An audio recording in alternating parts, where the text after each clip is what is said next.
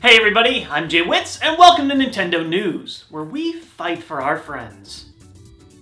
In Smash Bros. News, and there was a lot of it this week, there have been rumors cropping up that the upcoming Smash Bros. Game for Wii U will be using NFC Figures to transmit some sort of data. Now they've experimented with these kinds of figures before. I did a whole lot with the Pokemon Rumble stuff. I'm a sucker for figures, and even though the transferring between the figure data and the controller was just okay in that game, if Nintendo's making figures with their Smash Bros. Characters, I'm pretty much gonna buy them regardless. And while this whole adding data to a figure that you can transfer from the screen is a gimmick in itself, it's been around since Skylanders, it sells a lot. So anything that can help Nintendo pass a buck while giving me some cool figures and maybe some in-game functionality sounds pretty cool. That said, Nintendo has denied the rumors so far, so we'll have to wait till E3 to see what they're doing with it. Graphically, the upcoming Smash Bros. Game, at least for Wii U, has announced mirrored character models for certain characters. What this essentially means is that a character will show from the same angle whether they're looking one side or the other side.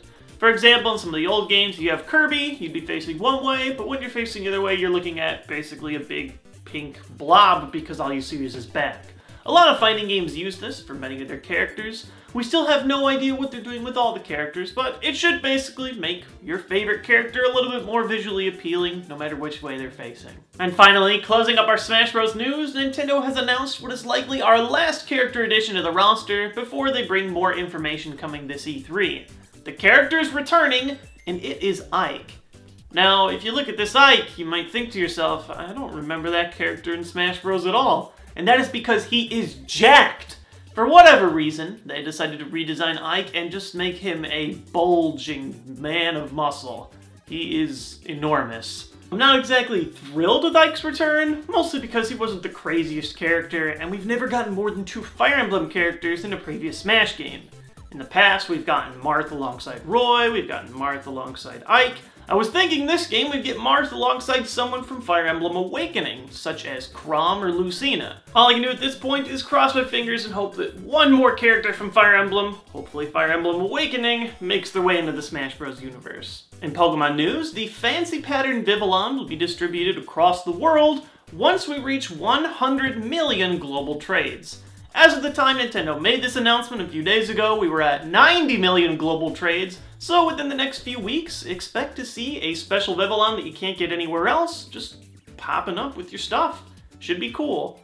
Although I'm still kind of jealous that we did not get the Pokemon pattern Vivillon in the United States. So if that could come, that would be great, because that's the cool one that I want. And finally, we're going to wrap things up with some information for the upcoming Hyrule Warriors game. Now, the game did just get a Japan release date coming this August. You guys know whenever I talk about a Japanese game, we get the US release date very shortly. Hopefully the streak continues. Give us US release date, please, because of reasons. The areas look great, Link looks great, the enemies look interesting. So this character, Shia the Black Witch, has been subject to a whole lot of criticism across the community. On one side, and the one that I tend to lean a little bit more towards, her design is overtly sexual and nothing like we've seen in a Zelda game before.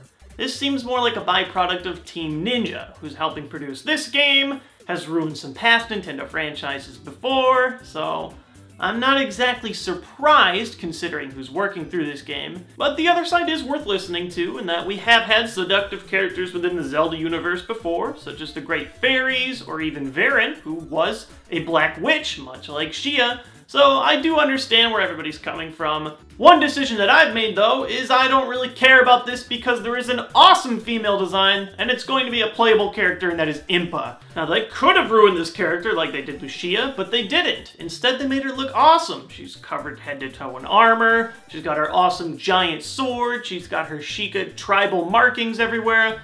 Impa's been a very interesting character throughout the Zelda series, and I am very excited to play as her in this upcoming game. That's all for today's video, but as always, if you enjoyed this and would like to get more Nintendo news each week, you can click this button right here to subscribe to my channel and get alerts right when my new videos are coming out. I want to thank you guys for tuning in to Nintendo news each week. I know it's been mostly the primary video I've been making each week for my channel, but for those of you who are holding out for more Fact of the Days and Top 10s, next week is going to be insane. I've got a ton of stuff lined up, Very excited to roll out some of my main series videos, so for those of you guys who are wondering, hey, why are we only seeing Nintendo news? It's because I'm working on a lot of big stuff, and I'm very excited to roll it all out. Also, with E3 coming up soon, I'll be covering that, and that will have its own entire week of dedication. I hope you guys like it.